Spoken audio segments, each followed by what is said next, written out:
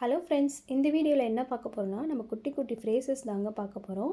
இது நம்ம தினமும் யூஸ் பண்ணுற ஃப்ரேசஸ் தான். நான் தமிழில் எக்ஸ்பிளைன் பண்ணதுக்கப்புறம் இங்கிலீஷில் சொல்கிறேன். நான் சொல்ல என் கூட ப்ராக்டிஸ் பண்ணிட்டு வாங்க, சரியா? ஓகே, இப்போ ஃபர்ஸ்ட் ஒன் பார்க்கலாம். என்பது போல், இது போல் அப்படின்னு சொல்லுவல, அது எப்படி இங்கிலீஷில் சொல்லலாம்னா ஆஸ் இஃப். இதற்கிடையில், இதுக்கப்புறம் தான், இந்த நடுவில் அப்படின்னு சொல்லல. மீன்வாயில், அந்த நேரத்தில் இந்த மாதிரி ஆயிடுச்சு அப்படின்னு சொல்லல. அது எப்படி சொல்லணும்னா அட் தட் டைம்.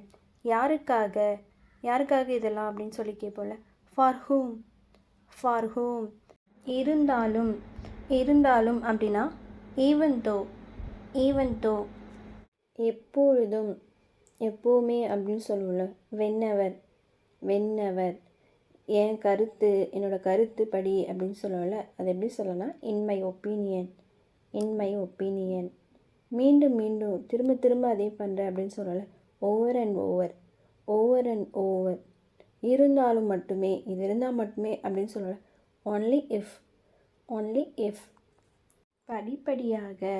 படிப்படியாக பண்ணலாம் அப்படின்னு சொல்லுவோம்ல. Step by step.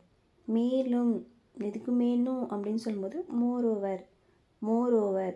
அதிகபட்சமாக இவ்வளோ இருக்கும் அப்படின்னு சொல்லுவோம்ல. At the most. நேருக்கு நேராக எதுவும் வந்தாலும் பண்ணணும் அப்படின்னு சொல்லும்போது ஃபேஸ் டு ஃபேஸ். முதலில் ஃபஸ்ட்டு இது பண்ணணும் அப்படின்னு சொல்லும்போது ஃபஸ்ட் ஆஃப் ஆல். கடைசியில் லாஸ்ட்டாக அப்படின்னு சொல்லல. After all. நெக்ஸ்ட் இருப்பாங்க. நாள் முழுவதும், ஒரு நாள் ஃபுல்லாக அப்படின்னு சொல்லுவோம்ல. ஆல் லாங் டே. இல்லைனா அப்படின்னு சொல்லுவோம்ல. அதர்வைஸ். இருந்த போதிலும் கூட அப்படின்னு சொல்லும்போது ஈவன் இஃப். தாமதம் இல்லாமல், லேட் பண்ணாத அப்படின்னு சொல்லுவோம்ல. Without delay.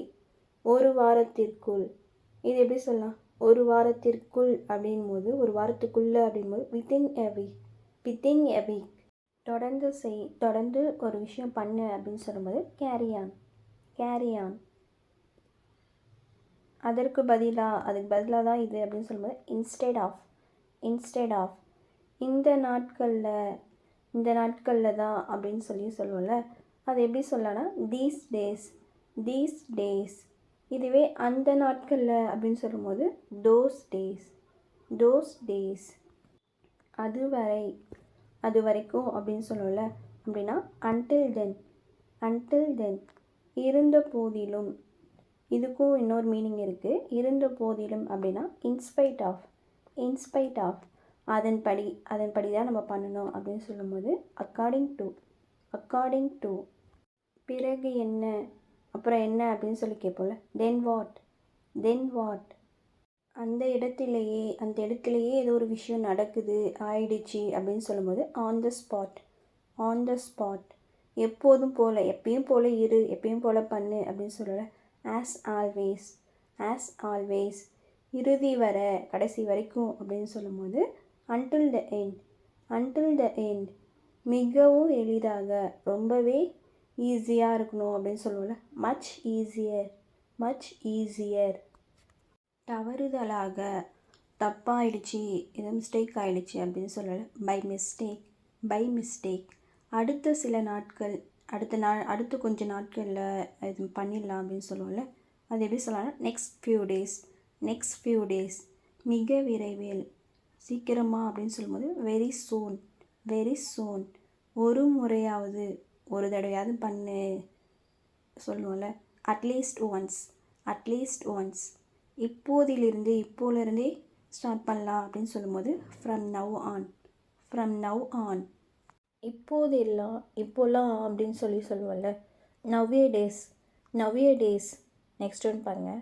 அதன் விளைவாக, அதோட விளைவு தான் இது அப்படின்னு சொல்லுவேன். As a result.